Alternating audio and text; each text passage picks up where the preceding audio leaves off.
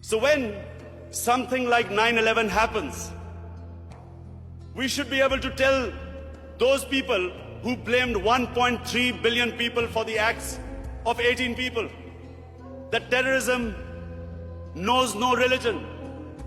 All religions preach the same thing. And unfortunately, we do not have either the political or intellectual leadership in the Muslim world to be able to convey our point of view. So we have words like Islamofascism, like radical Islam. When Tony Blair and George Bush say that the enemy of Western civilization is radical Islam, how is the man in the street in the West supposed to differentiate between a moderate Muslim and a radical Muslim? And why is Islam the issue? Before 9/11, 70% of all suicide bombings was by Tamil Tigers in Sri Lanka. No one ever blamed Hinduism for what they were doing. No one ever said that tell the Hindu priest to tell them that suicide bombing is not part of Hinduism.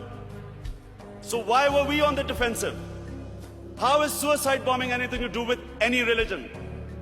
And unfortunately, because we did not have the leadership, and because sadly in the Muslim world, there were people who played along the game, called themselves moderate Muslims.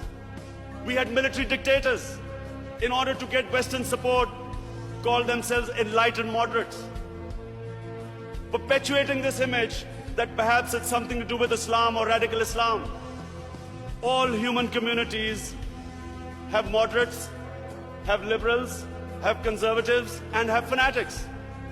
Islam also has its fanatics, but the moderate majority is always liberal, because our religion preaches, our religion accepts other communities and other religions. We all know that Islam believes in plurality. Muslims have lived with other religions. We have lived with Hindus, we have lived with Buddhists, we have lived with Jews, Christians. We accept, as the Quran says, Allah says in the Quran that it is through His will that we are distributed in different communities. It is through Allah's will that human beings are distributed in different religions and communities. And Allah goes on to say that had He wanted, we would all become one community.